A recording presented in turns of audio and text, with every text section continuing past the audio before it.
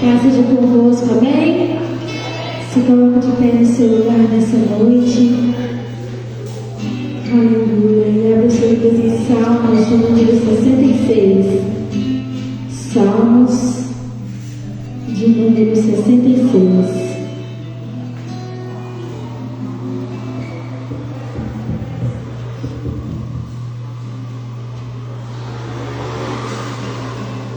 Amém? Diz assim a palavra do Senhor: louvai a Deus com brados de júbilo todas as terras, cantai a glória do seu nome, dai glória ao seu louvor. Dizei a Deus: quão terrível és tu nas tuas obras, pela grandeza do teu poder se submeterão a ti os teus inimigos. Toda a terra te adorará e cantará louvores. Eles cantarão louvores ao teu nome. Vinde e vede as obras de Deus. É terrível os seus feitos para com os filhos dos homens. Converteu o mar em terra seca, passaram o rio a pé. Ali nós alegremos nele. Ele domina eternamente pelo seu poder. Os seus olhos estão sobre as nações. Não se exaltam os rebeldes. Bendizei, povos, ao nosso Deus, e fazei ouvir a voz do seu louvor. Aleluia. Feche seus olhos nessa noite. Vamos orar a esse Deus maravilhoso. Aleluia, Jesus. Nós te louvamos nessa noite, Senhor. Nós te louvamos e bendizemos o teu santo nome aqui neste lugar. Te convidamos aqui nessa noite, ó Pai, porque tu és o nosso convidado de honra. Tu és o nosso convidado de honra, Pai, para se fazer presente aqui neste lugar. Não há culto sem a tua presença, Pai, não há adoração sem a tua presença. Então clamamos pelo Senhor nessa noite, clamamos pela presença do Senhor aqui neste lugar. Pai querido, queremos te sentir nessa noite, ó Pai, sentir o teu toque, Senhor, especial, sentir, Senhor, a tua presença aqui neste lugar. Entregamos, Pai, tudo nas tuas mãos nessa noite. Cada louvor que será cantado, ministrado, cada palavra que será falada aqui neste lugar, será somente para exaltar e glorificar o teu santo nome. Não somos nada sem o Senhor Jesus, não somos nada sem a tua presença. Te pedimos, ó Pai, que nessa noite nós não venhamos sair daqui da maneira que entramos, mas sim transformados e cheios da tua presença, Jesus. Não há lugar melhor para se estar do que na tua presença. Não há lugar melhor para se estar do que no altar do Senhor. Pai, nós te pedimos isso nessa noite, que tudo se afaste de nós, mas aquilo que não se afasta é a tua presença. Nós te pedimos nessa noite, Pai, em nome do Senhor Jesus. Amém e amém, Senhor. Aleluia. Vamos louvar o nosso Deus com alegria. Aleluia, Jesus.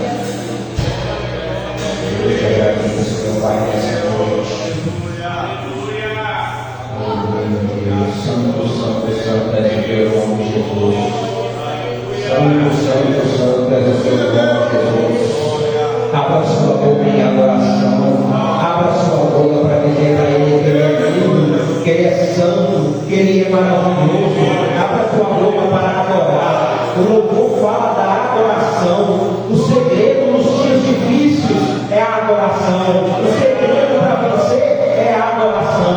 O segredo para sair de casa é a adoração. Oh, meu Pai amado, estamos aqui, Pai, aceite nosso louvor nessa noite, meu Pai. Te adoramos, te bendizemos neste lugar, meus amados. Glórias ao teu nome, Jesus. Digno és, meu Pai, de receber toda honra, toda glória e toda adoração. Aleluia, Deus. Igreja, paz seja conosco, amém? Vamos abrir nossas Bíblias no livro de Isaías, capítulo 43, versículo 13. Como de costume, é motivo de honra estar aqui na casa do Senhor nessa noite, sendo responsável pela ministração da palavra. Isaías 43, 13.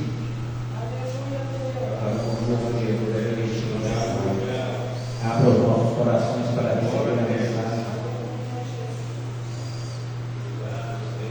E diz assim a palavra dessa noite: ainda antes que houvesse dia, eu sou, e ninguém há que possa fazer escapar das minhas mãos. Agindo eu, quem impedirá? Repita comigo: agindo eu, quem impedirá? Feche sua Bíblia, vamos orar. Espírito Santo de Deus, eis-nos aqui nesta noite, meu Pai. Pai amado, eis cada vida aqui nesta casa, nessa noite. Pai amado, que a palavra ministrada hoje fale fortemente com toda a tua igreja nesta casa, Pai. Pai amado, eu não vim aqui hoje, Pai, para receber. Pelo contrário, Pai, eu vim aqui hoje para deixar. Então eu te peço, meu Pai, me dê a sabedoria para instruir o teu povo nesta casa, Pai. E que eu possa dar tudo aquilo que o Senhor separou para a tua igreja nesta noite. É o que eu me peço, meu Pai, desde já te agradeço, em nome de Jesus. Amém. A igreja pode se aceitar. Aleluia, Deus. Santo, santo, santo és o teu nome, Pai. Nós estamos na última semana da nossa campanha, a hora da virada. E o Senhor hoje separou mais uma mensagem para a gente estar cumprindo essa última semana. Nós acabamos de ler um versículo do livro de Isaías, uma passagem onde mostra um diálogo com Deus, com o profeta. E o que nós acabamos de ler aqui nesta noite é o próprio Deus declarando essa palavra para Isaías. E quando Deus ele decide levantar o profeta Isaías para profetizar, para trabalhar para o reino do Senhor, ele levanta Isaías para pregar sobre 3 eixos, sendo o primeiro deles o juízo que estava por vir sobre Israel, o segundo, a vinda de um Messias, e 3, a restauração do povo de Israel. É muito comum que, quando nós lemos uma passagem como essa, nós, até mesmo filhos de Deus, tomamos como posse essa declaração, que Deus, quando Ele vai agir, ninguém pode impedir. Nós usamos essa palavra para declarar que quando Deus vai fazer algo para mim ou para você, ninguém pode impedir. E de fato, a declaração está certa. Quando Deus começa a trabalhar, quando Deus começa a agir, ninguém pode parar. Só que nessa noite eu gostaria de trazer um contexto a qual o Senhor declarou essa palavra ao profeta Isaías. Quando Deus disse essa palavra para ele, dessa vez ele não estava falando em agir em favor de alguém. Ele não estava falando em agir em favor de Isaías, mas ele estava falando que dessa vez ele era Deus e ele se levantaria e ele agiria não em favor, mas contra o povo de Israel. Deus precisava se levantar desta vez para trazer, assim como falamos, o juízo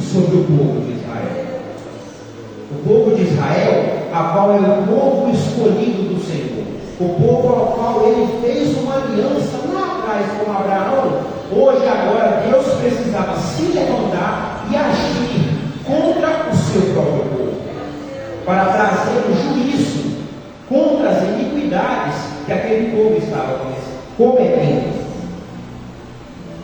Então, após dizer isso, ele se levanta e começa a trabalhar. Ele começa a trazer o que seria o juízo para aquele povo, para a cidade de Israel. Só que o trabalhar de Deus, o mover de Deus, todos nós conhecemos. Ele não é da noite para o dia. Ainda que ele possa fazer isso, ele prefere trabalhar pouco a pouco. E ele começa. Isaías começa a profetizar que Deus viria para trazer punição aos pecadores do seu próprio povo, do povo que um dia virou as costas para Deus. Porém, esse Deus, ainda que ele estivesse chateado com Israel, ainda que Israel estivesse decepcionando o nome do Senhor, o nosso Deus, que é bom e infinito em misericórdia, ainda permite a eles se arrependerem. Então, aí vem Isaías para anunciar: olha, Deus vai vir, vai passar para destruir, mas quem se arrepender, este será poupado. Aquele que se arrepender, Deus vai poupar a vida. Deus, ele não tem prazer na punição. Ele não sente prazer em condenar um pecador. Ele não tem prazer em declarar que uma alma vai ir para o inferno. Não, pelo contrário. Ele prefere demonstrar a sua misericórdia. Ele prefere demonstrar que se o pecador se arrependeu dos maus caminhos, ele tem uma chance de restauração. Ele tem uma chance de uma nova vida. Uma nova vida com Deus. Porém, o profeta vem, começa a declarar a mensagem. Só que o próprio Deus disse: o coração do povo está rebelde. Vai profetizar, eu já sei que eles não vão ouvir, porque a rebeldia tomou conta do coração daquele povo. E aí, para ficar claro o entendimento, logo após a morte de Salomão, o reino foi dividido em dois, de modo que nós temos Israel Norte e Israel Sul, onde Israel Norte nós vamos ter 10 tribos das nações fixadas ali, e no reino Sul vamos ter Judá e Benjamim. O reino estava dividido. Isaías começa o início do juízo do Senhor. Então Deus permite que os vizinhos de Israel, os inimigos de Israel, passem pelo reino do norte, declarando a destruição, destruindo tudo, matando aquele povo. Só que o tempo passa e o juízo sobre o reino do norte aconteceu. Isaías morre. E agora precisa de alguém para se levantar, para instruir o povo ao arrependimento no reino do sul, também conhecido como Judá. É aí que Deus levanta Jeremias, também conhecido como profeta chorão. Ele era chorão porque Deus anunciava o juízo. Falava com ele: olha, o povo vai morrer, Jeremias. E Jeremias, tendo ciência daquela revelação e vendo que o povo não cedia, ele se entristecia com aquilo. Ele disse: olha, gente, Deus está vindo, vamos se arrepender. E o povo nada. Ele ficava triste com isso. E aí nós temos Jeremias profetizando dentro do juízo em Judá. E o juízo também começa em Judá. O rei Nabucodonosor, do mesmo lado de Daniel, ele invade a cidade. E ele faz 3 deportações dessa cidade. A primeira vez que ele vai, ele manda pegar os jovens inteligentes, letrados em conhecimento. Nessa primeira vez, é onde ele leva Daniel. Ele leva Daniel para dentro da Babilônia, no palácio, para estudar e ser um de seus sábios. Na segunda deportação, nós vamos encontrar o profeta Ezequiel. E este é levado como exilado para uma caravana de exilados em Tel Aviv. Ele leva Ezequiel para essa caravana de exilados. E aí agora nós temos o seguinte cenário. Nós vamos ter Daniel no palácio, Jeremias dentro do juízo em Judá, e nós vamos ter Ezequiel exilado, também pregando ao povo exilado. Todos eles anunciavam sobre o juízo que estava chegando e que já estava acontecendo. Sobre o povo de Israel, do reino do sul de Judá, também era rebelde, também havia endurecido os corações. E eles acreditavam assim: não, nós temos Deus, o templo da adoração está aqui com a gente, Deus não vai fazer nada com a gente. Só que eles estavam em pecado, eles estavam cometendo idolatria, eles estavam cometendo diversos outros pecados que entristeciam e manchavam a imagem do nome do Deus de Israel. E eles confiavam que por ter o templo, Deus não faria nada. E aí Deus se mostra que Ele não depende de templos, Ele não está preso a locais, e Ele pune também este povo. Ele pune este povo, passa o juízo sobre Judá. O profeta Ezequiel, ele foi um profeta que foi muito usado pelo Senhor. Deus falava com ele através de visões. Grandes são as visões descritas no livro de Ezequiel. Só que uma curiosidade: Ezequiel foi levantado profeta e Deus faz o que com ele? Você vai ficar mudo. Um profeta mudo, você só vai falar, Ezequiel, quando eu permitir que você fale. Fora isso, você vai ficar mudo. Sendo assim, Deus dava visões a Ezequiel, mostrava para ele o juízo para alertar o povo, e Ezequiel tinha que fazer o quê? Ele não podia falar, só quando Deus deixava. Então as pregações de Ezequiel, a maioria eram pregações encenadas. Deus mandava que ele encenasse certas atitudes. Uma delas, ele mandava o profeta raspar a cabeça. Ele pede para que Ezequiel raspe a cabeça. Talvez Deus pensou: eu já falei, ninguém quer me escutar, mas eu sou misericordioso, eu vou dar uma última chance. Eu vou fazer com atos, com gestos, para que os olhos pesem. E aí talvez o povo sinta e se arrependa. Então agora está desenhado o cenário para a gente: Ezequiel, Daniel e Jeremias. Como diria nosso querido pastor Tarcísio, aqui eu começo a pregar. Deus, Ele sempre protege quem é. Perceba que Ezequiel estava em Israel, Daniel estava em Israel, e Deus permite que os inimigos entrem e retirem-os dali. Eles foram levados para outras situações. Só que para Daniel ou para Ezequiel, ser escravo, ser exilado, não é uma situação boa. Ainda mais levando em conta que os judeus, eles estão presos à lei mosaica. Para um judeu prestar adoração a Deus, ele depende de um templo. Então, se um judeu é retirado da sua cidade, onde ele vai adorar? Ele precisava de um templo. Então esses judeus, Daniel e Ezequiel, foram retirados da sua casa. O cenário para eles não era glorioso, mas era uma forma de Deus proteger eles da destruição do juízo que estava para acontecer. Quantas vezes eu e você, nós somos levados a locais que a gente não quer ir. Eu, por diversas vezes, com minha esposa, precisamos ir para hospitais com nossas filhas. Para nós, a gente não queria ir, mas de alguma forma que a gente ainda não sabe, Deus estava nos protegendo. Deus estava conosco.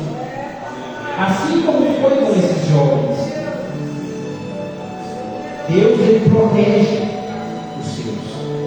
Ele protege aqueles a quem Ele trouxe. Uma das visões muito importantes que Deus mostra a Ezequiel declara que ele vê um varão passando sobre Israel.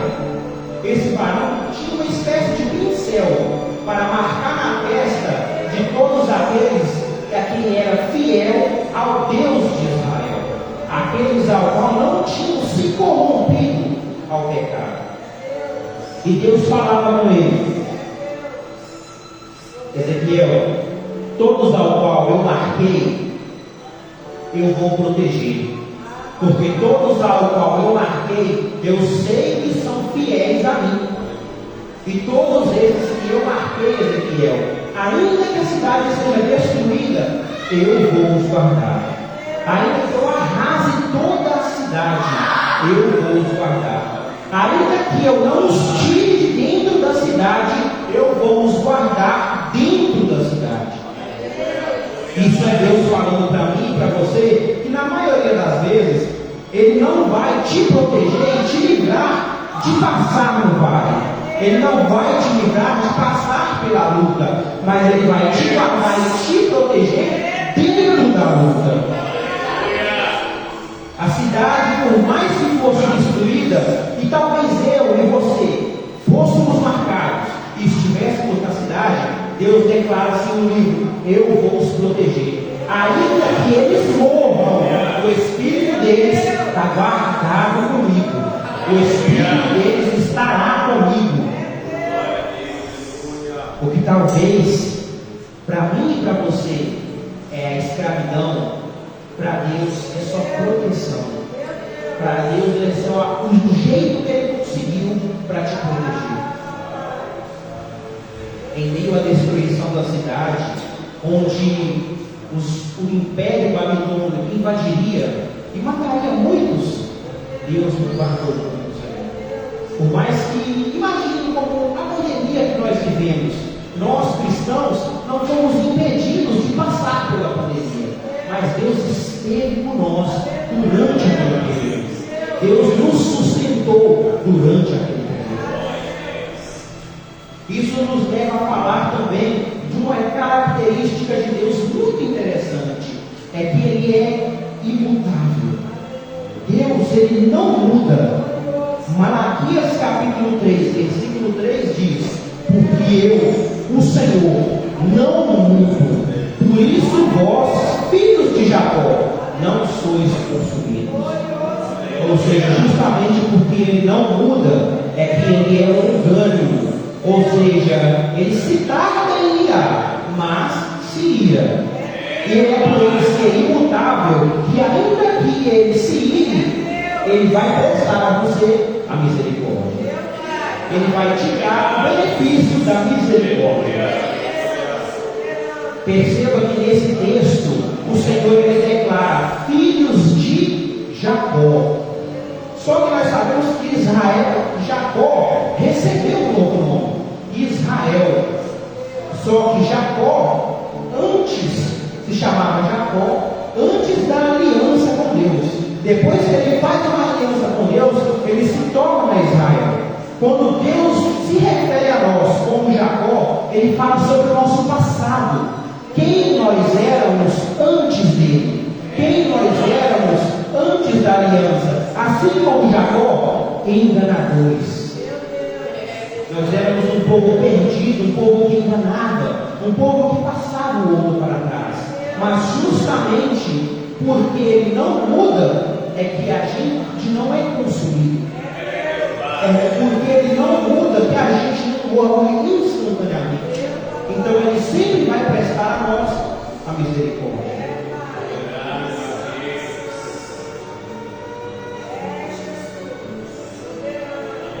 É interessante pensar que Ezequiel viu o varão com um pincel na mão, marcando a testa dos fiéis a Deus. Ou seja, durante a prova, quem estava marcado seria protegido. Mas ainda assim, mesmo Deus já sabendo quem eram os marcados, Ele não desistiu de quem não estava marcado.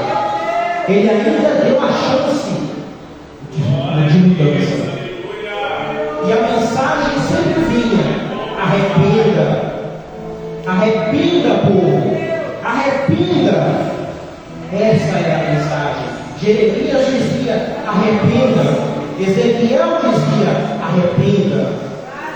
Porque para que Deus pudesse fazer algo na vida das pessoas, é necessário arrepender-se. Arrepender-se dos nossos maus hábitos. Porque aquele que escolhe o arrependimento, esse tem a vida. E aquele que não se arrepende, este é entregue à morte. Quando nós escolhemos o pecado, nós precisamos arcar com as nossas escolhas, com as consequências de nossas atitudes. Deus, como eu disse, não se alegra em punir pecadores.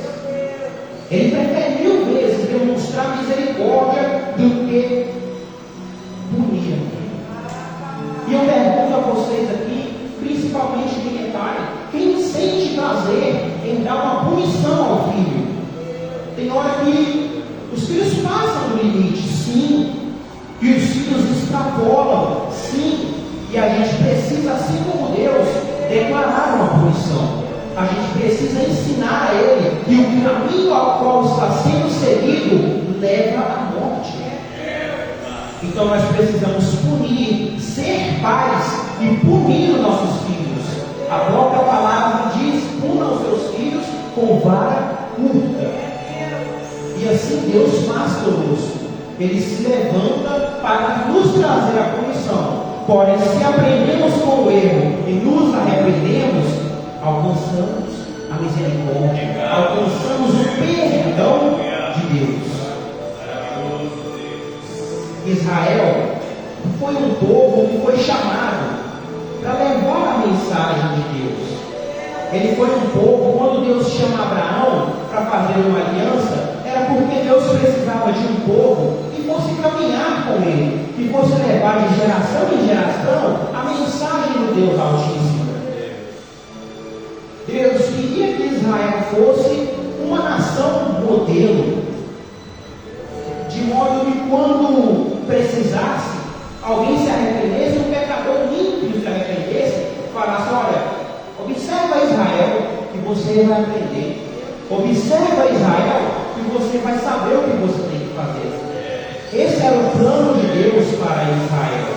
Só que a partir do momento que Israel começa a olhar para o mundo e encher os olhos com as coisas do mundo, Israel começa a cair. Israel começa a declinar. É por isso que Deus, Jesus, lá no Novo Testamento, vai falar que nós somos o sal da terra. E se o sal perde o seu sabor, a sua característica, ele vai servir para quê? Ser jogado fora. Da mesma forma foi Israel. Qual que é a função de Israel? Ser a nação modelo, ser a nação que fosse identificada pela sua característica. Qual característica? Serva do Deus vivo. Mas Israel permite a idolatria entrar. Israel presta culto para outros deuses.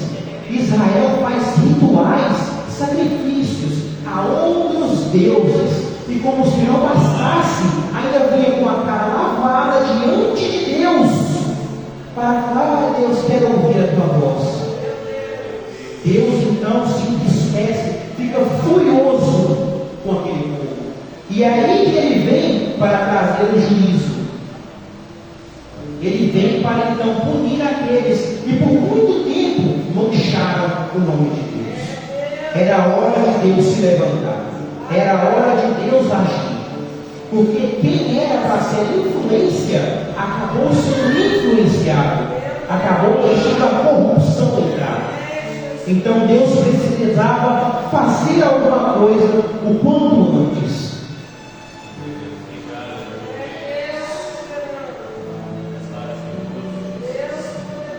Deus. E quanto a nós, trazendo hoje a mensagem para nós, que as nossas iniquidades já estão chegando diante de Deus? Será que já está começando a feder diante do trono? Porque Deus fala que a adoração chega ao céu como um cheiro suave, e o pecado deve chegar como podridão, como fedor. Será que Deus já está pensando em descer para trazer o juízo a nós? Será que já está dando? Não dá mais para empurrar para debaixo do tapete. E talvez nessa hora você sinta: nossa, Daniel, você está me chamando de pecador? Sim, todos nós somos pecadores. Desde o pecado principal lá no Éden, o mundo foi corrompido. E desde então, eu e você estamos sujeitos ao pecado. Estamos sujeitos a cair no pecado. E se não fosse Deus, pela sua infinita graça, vai saber lá onde nós estaríamos. Vai saber lá onde nós estaríamos se não fosse a graça de Deus. Por isso é preciso todos os dias nos lembrar quem nós éramos. O Jacó que éramos: falhos, pecadores, mentirosos, dependentes de Deus, da graça de Deus. O pecado nos afasta de Deus e nos aproxima da condenação. A verdade de tudo é que nós ainda não temos ciência do quanto nós entristecemos e desapontamos o coração de Deus quando escolhemos o pecado. No livro de Ezequiel, vai nos mostrar um momento que ele está conversando com o profeta. E ele fala com o profeta como se fosse uma carta. É um capítulo 16, ele é enorme, inclusive. E ele é todo de Deus, falando quanto ele estava chateado e decepcionado com Israel. O quanto Israel havia pisado na bola com ele. O povo estava decepcionando ao Senhor. Já imaginou? Pelo menos eu não gosto de decepcionar ninguém, quanto mais a Deus. Imagina Deus se dizer decepcionado com você. Vamos colocar no coletivo. Imagina que Deus hoje vira e fala assim: quarta igreja, estou decepcionado com vocês. Já parou para pensar como pesa, como entristece o nosso coração? Desapontar o nome do Senhor. Deus estava decepcionado com o povo. E ele, nessa carta, no capítulo 16, ele compara Israel como uma mulher. Ele diz: olha, eu encontrei você ainda na sua mocidade. Você estava abandonada, você estava suja, ferida, lançada à morte, mas eu te resgatei, te peguei, cuidei de você, te pus roupas novas, cuidei das suas feridas, te alimentei, te embelezei, te dei dons, te dei talentos, e você um dia confiou na sua força, na força que eu te dei, e virou as portas para mim. Na força que Deus um dia estabeleceu com o povo. E o povo fez aquilo, virou as costas para Deus. Assim como nós, um dia o Senhor me resgatou. O Senhor me tirou da condenação do pecado. Um dia o Senhor me pegou e cuidou de mim. E eu tenho virado as costas para Deus. Nós temos virado as costas para Deus, tomando posse daquilo que um dia Ele nos deu, dos dons. É que eu curo, eu que emprego, eu é quem faço o poder de Deus descer. Não, é Ele, é tudo dele para Ele. E nós pegamos tudo isso que o Senhor nos deu, nós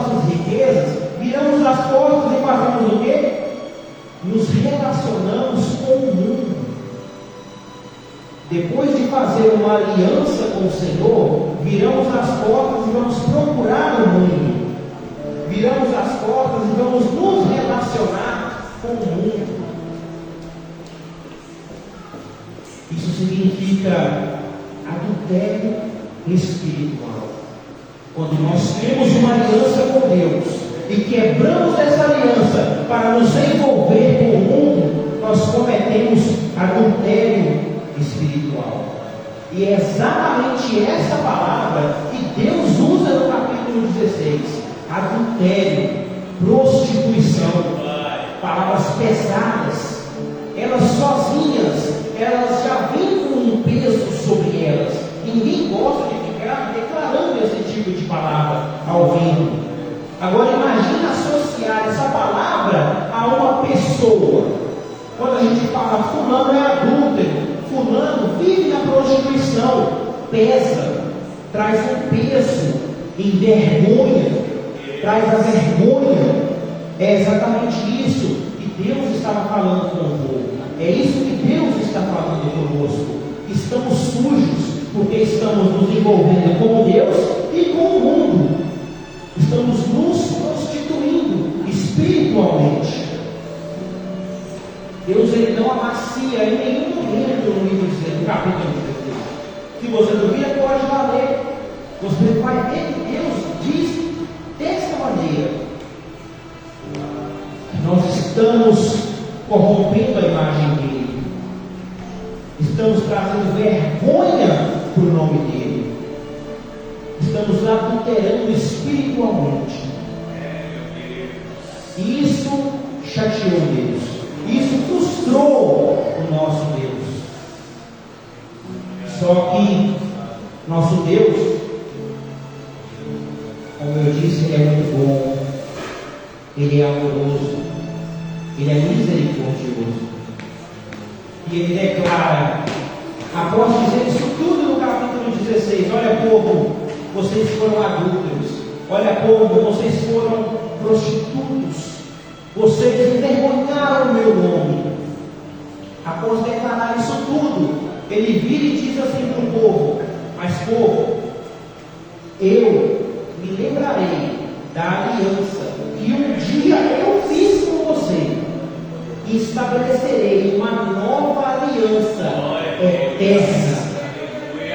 Uma nova aliança que está sendo feita. Ainda que você pisou na bola, ainda que você pecou, eu estou te trazendo de volta e vamos fazer uma nova aliança. Deus está dizendo que ele sabe o que você fez, ele sabe o que eu fiz. Eu não consigo esconder nada dele, nós não conseguimos esconder nada dele. Mas ele diz que ainda que ele saiba disso tudo, ainda que mereçamos a morte, ele diz: eu vou te resgatar, porque eu me lembrarei da nossa aliança, da aliança que fizemos, eu e você. Eu me lembrarei desse dia. E mais uma vez vou estabelecer uma aliança eterna com você. E você saberás que eu sou o Senhor. Deus está dizendo que ainda que pequenos, ainda que nós desonramos o nome dele, ainda que nós viemos aqui na casa de Deus, nos relacionamos com o Espírito e saímos para o mundo para nos relacionar com o mundo, ele diz: eu vou te perdoar, porque eu vou lembrar da aliança que eu fiz, a aliança que eu estabeleci um dia. Lembra? Volta lá naquele dia, volta lá no seu passado, no dia que Deus te chamou e falou assim: olha, hoje estabeleça uma aliança com você. Hoje eu e você somos um, temos uma aliança.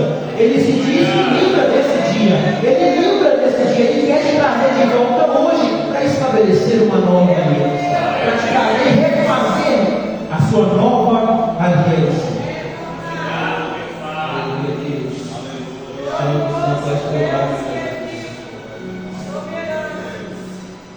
o Espírito Santo de Deus hoje quer a restauração. Ele quer nos restaurar. A aliança que um dia foi quebrada, ele quer fazer uma nova. Ele quer estabelecer novas alianças aqui hoje. Ainda que nós um dia envergonhamos o teu nome, ainda que nós um dia caímos, ele pede uma coisa: volte para mim. Vamos fazer uma nova aliança. Para a gente encerrar, eu gostaria de recitar Ezequiel 36, 26.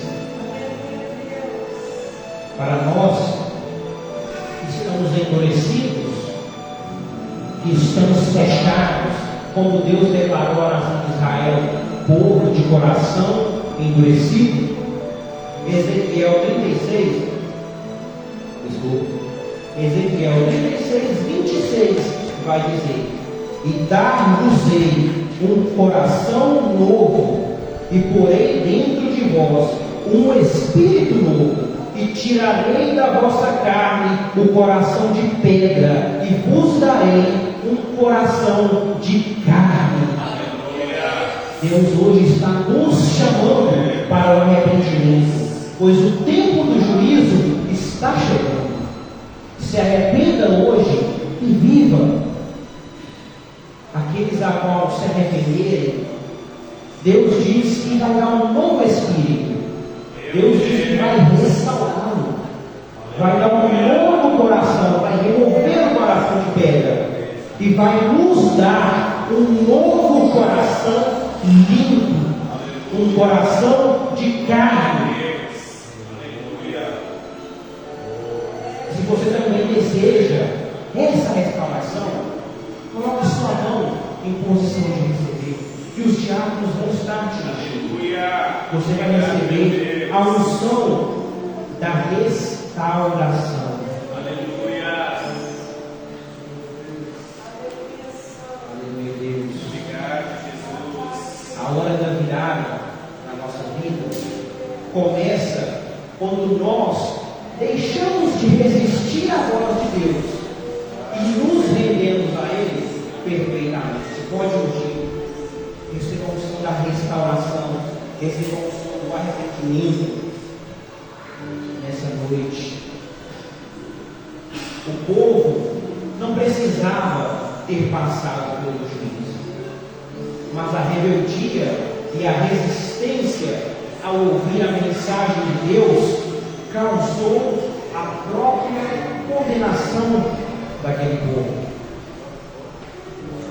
A hora da virada não é quando as circunstâncias da nossa vida mudam, é quando o nosso coração muda.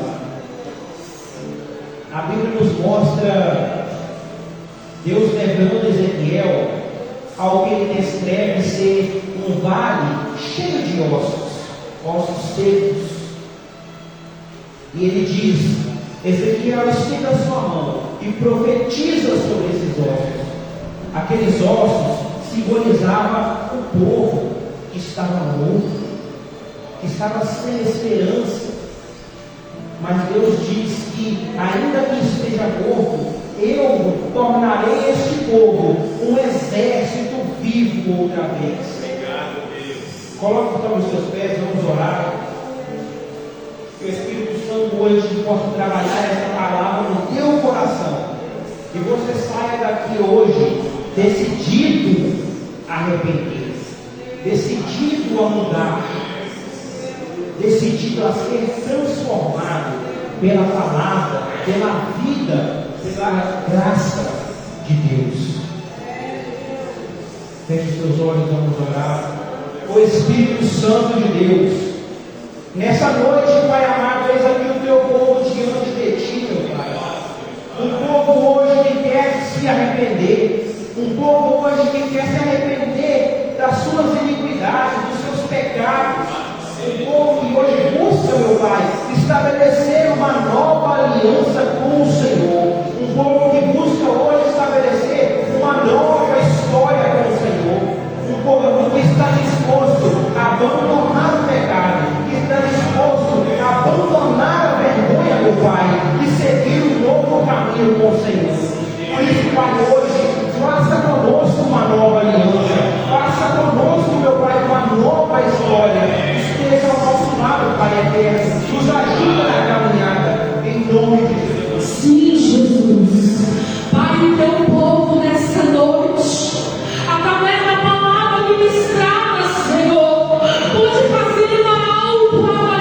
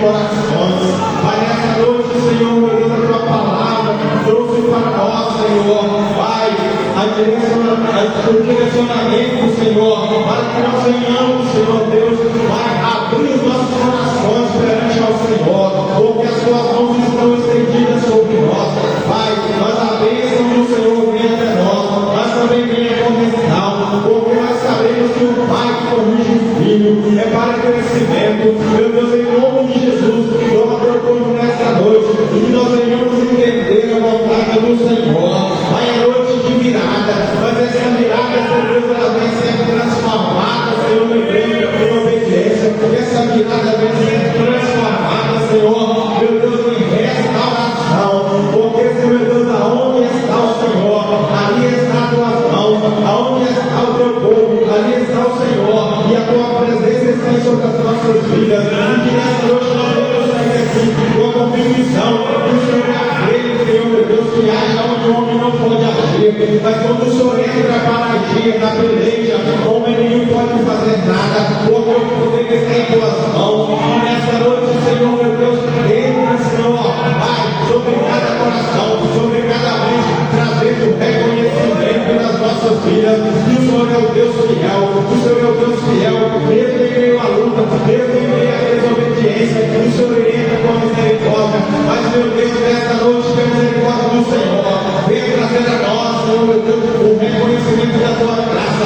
do sangue que foi derramado para trazer o perdão, meu Deus, em nome de Jesus, purifica, Senhor, meu Deus, as nossas vidas, para que venhamos entender, meu Deus, a tua vontade, porque a tua vontade é boa, perfeita e agradável, mas que nós venhamos, Deus, agradar ao Senhor em louvor, agradar ao Senhor em adoração, agradar ao Senhor em obediência, porque a tua palavra é que nos restaura, e nessa noite a tua palavra veio para nós, para que nós venhamos crescer, nós crescer, Senhor Deus, segundo a tua vontade, Pai, porque as nossas vontades, Senhor Deus, elas ultrapassam a vontade do Senhor, mas que nós sejamos, Senhor Deus, quebrantáveis nessa noite, e venhamos entender que a vontade do Senhor, meu Deus, ela não pode ser impedida, mesmo que nós desejamos algo, mas que nós vamos entregar no altar do Senhor, Pai, as nossas petições, Pai, para que o Senhor venha fazer a tua vontade se cumprir nas nossas vidas, no meio das nossas famílias, Pai, que haja cura, que haja libertação, meu Deus, aqueles corações endurecidos, Pai, corações de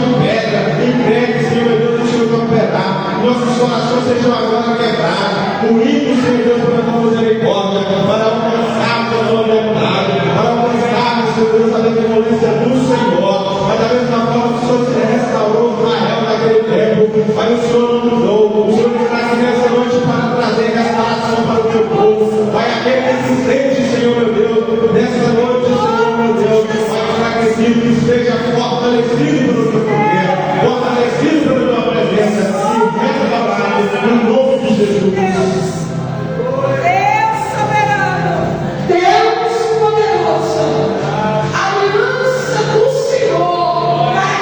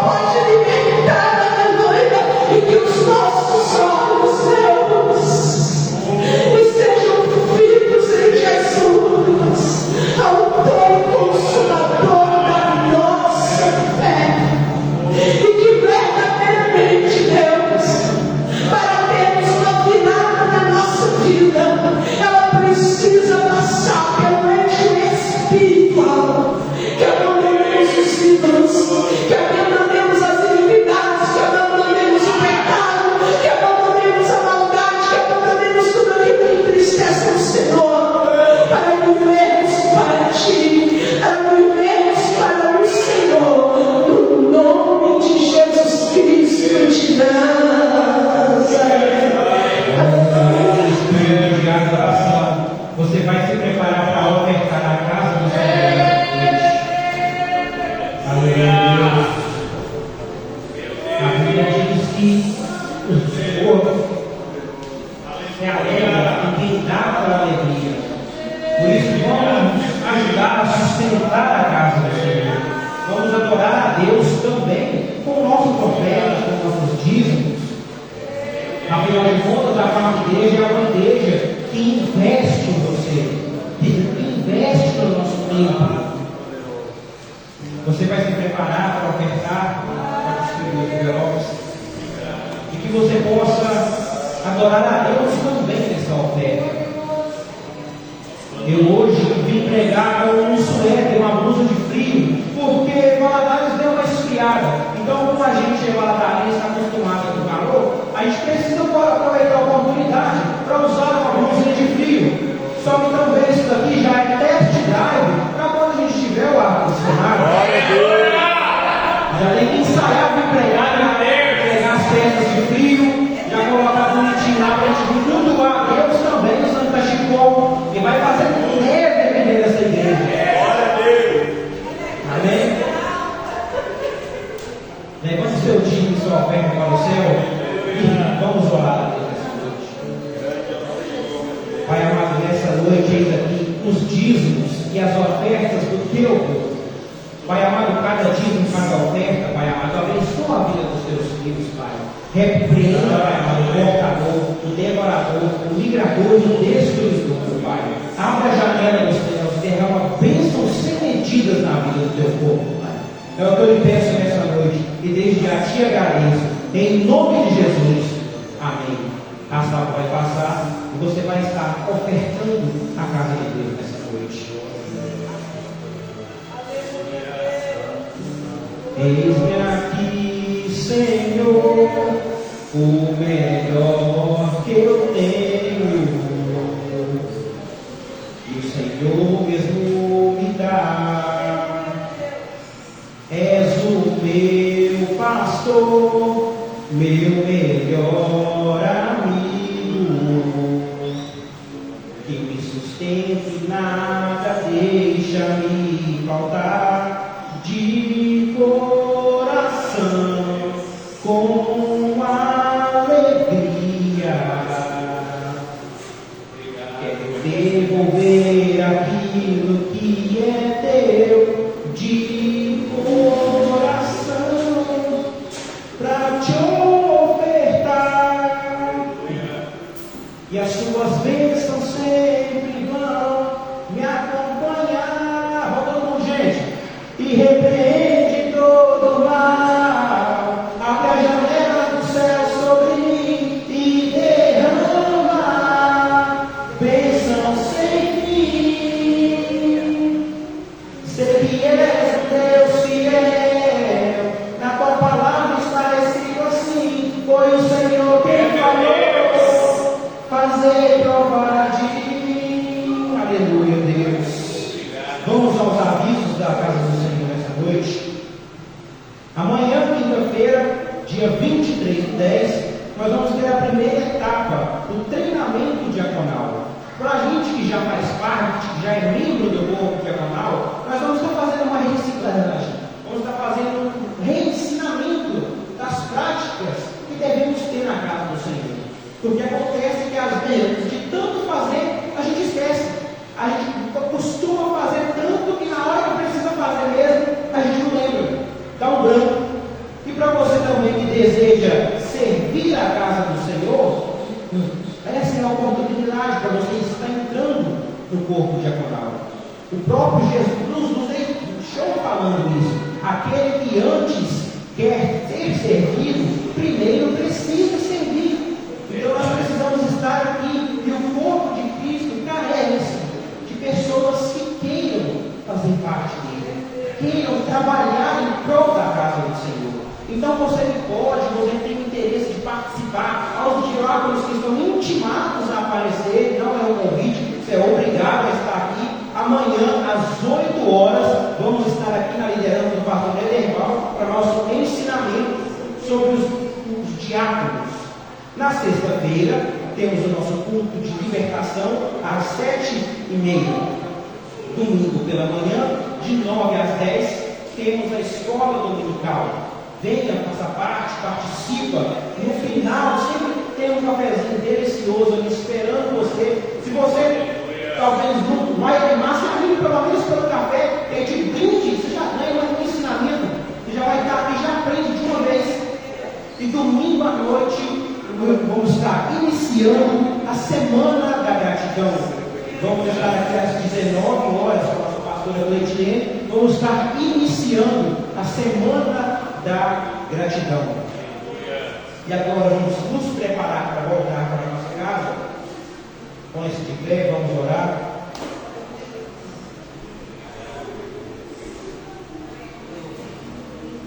Aleluia. Amém. Nós estaremos também na 12ª Jesus, da segunda igreja do Evangelho Quadrangular, sábado, para o louvor da glória de Deus. Chega no final do ano, a gente quer trabalho, tem todo mundo querendo que a gente vai trabalhar eles também. Amém. Então, você que pode, né? Nós estaremos ali, o teatro vai estar apresentando também. Eu tenho certeza que vai ser mesmo. Quero falar que dia 2 nós vamos ter um cinema, amém? Aqui na EBD, de 9 às 11. Estamos estendendo um convite para toda a igreja. Nós estaremos assistindo junto o filme A Forma. Então, você que é aluno da EBD, você que não é, você possa vir participar conosco também, em nome de Jesus. Amém? Boa noite, paz seja convosco. Agora nós vamos orar para embora. Feche seus olhos. Deus soberano, te adoramos e te bendizemos na beleza da tua santidade. Toda honra, toda glória seja dada ao Senhor. A ti, Deus, nós declaramos que o Senhor é o nosso único e suficiente Salvador. Se algum instante, porventura, nós viemos nos esquecermos, Espírito Santo de Deus, traga a nossa memória que somos totalmente dependentes do Senhor. Pai, nos leva de volta para o nosso lar, nos guardando, nos livrando de todo mal. Nos dê uma boa noite de sono e de descanso, e que o dia de amanhã seja muito melhor do que o dia de hoje, no nome de Jesus Cristo de Nazaré. Que a graça do nosso Senhor Jesus Cristo, o grande amor de Deus Pai e a consolação do Divino Espírito Santo esteja com todos de povo de Deus, hoje e para todo sempre. Cumprimente o irmão e a irmã que está no seu lar, e diga para ele: a restauração é completa.